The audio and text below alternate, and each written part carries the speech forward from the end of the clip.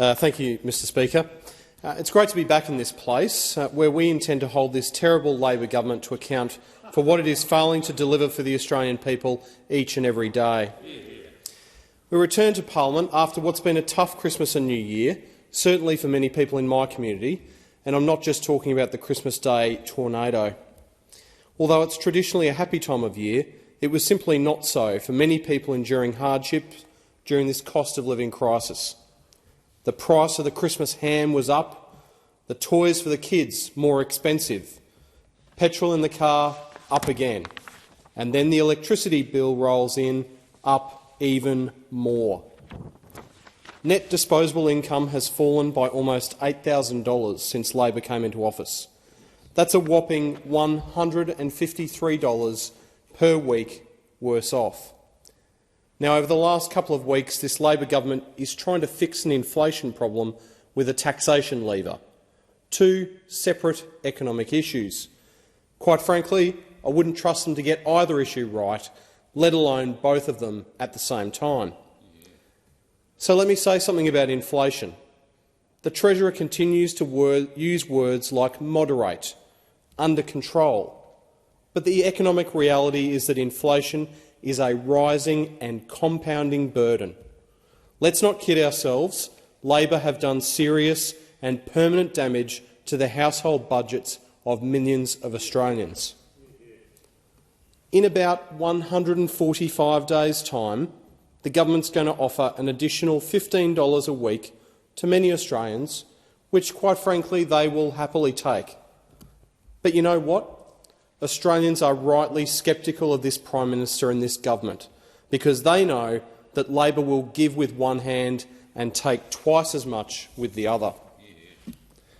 Australians are absolutely staggered that the Prime Minister looked them in the eye and we now know, in cahoots with the Treasurer, misled them on no less than 100 occasions.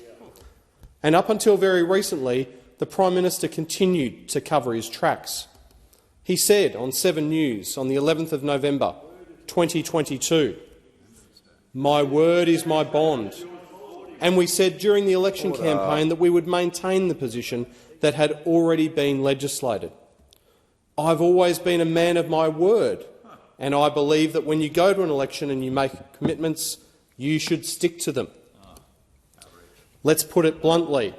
The Prime Minister has let down a whole cohort of Australians who mistakenly took him at his word.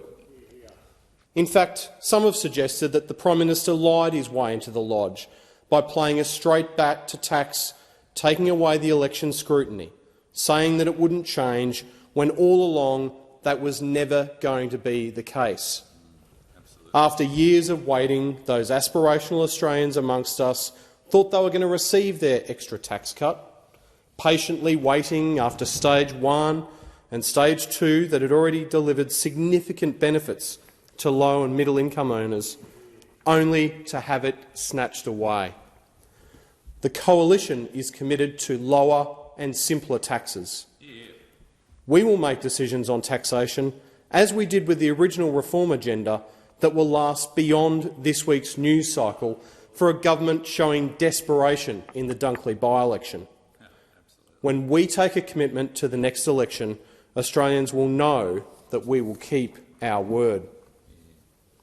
Now, at some point in the next maybe 18 months, we'll hear the Prime Minister or the Treasurer or some other minister say, "Oh, we'll take that to the next election." But sadly for millions of Australians, that now means nothing. My constituents in Fadden certainly won't forget, because almost 10,000 hard-working taxpayers will be worse off come 1 July than they would have been if the Prime Minister had simply kept his word. So people who judged the Prime Minister at his word prior to that last election now know that his next promise that's broken may in fact cut very, very deep. So what will it be? Negative gearing? Franking credits? Death taxes? Or the family home? They say that there are two certainties in life, death and taxes, but the real certainties for Australians is that Labor will tax you to death.